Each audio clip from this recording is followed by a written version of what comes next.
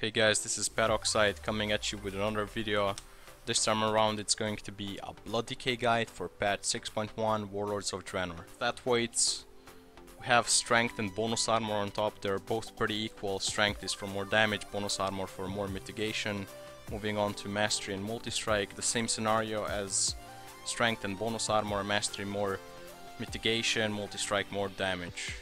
And then later on you have haste and crit, you want to avoid those stats, and versatility, you don't want that shit.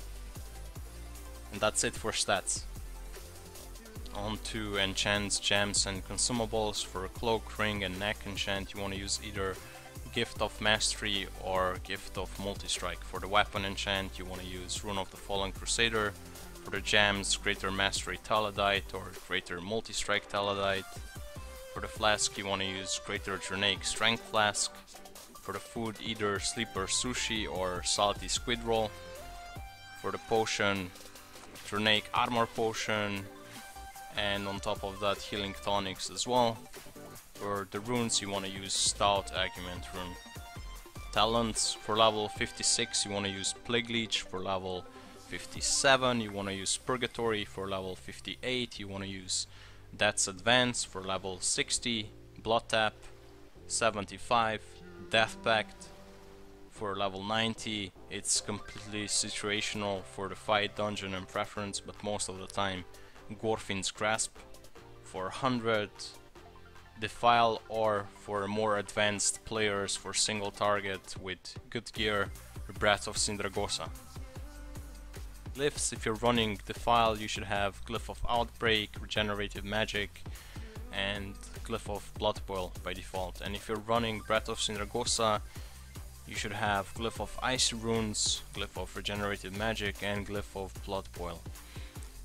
Most of the time you're gonna be subbing out Blood Boil and you're gonna sub it out for Glyph of Icebound Fortitude. And for the minor glyphs you should have Glyph Army of the Dead, Glyph Path of Frost and Glyph of Resilient Grip.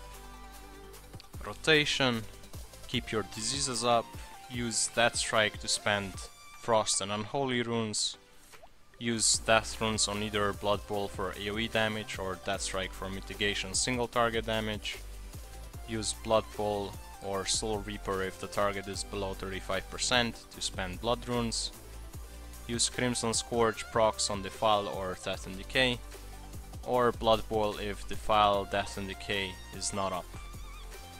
Use Death Coil to spend runic power, use Plague Leech when you have at least 2 fully depleted runes.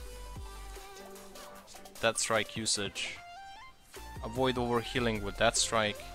If you feel like you're going to die in the next 2 globals, use Death Strike and try to save yourself regardless of other considerations.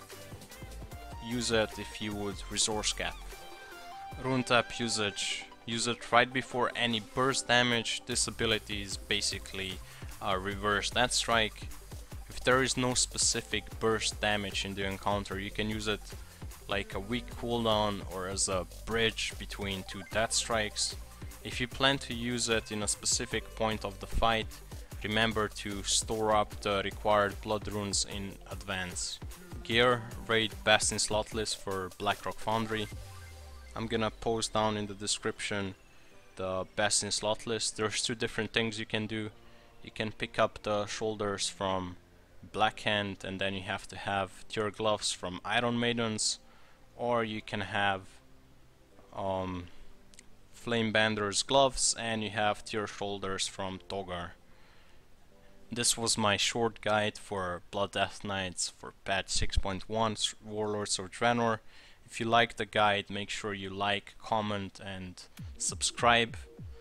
I also stream on Twitch during our raid times. If you want to check that out, feel free to do so. Share the video, tell your friends about me, and thanks for watching. See you guys in the next video. Peace out.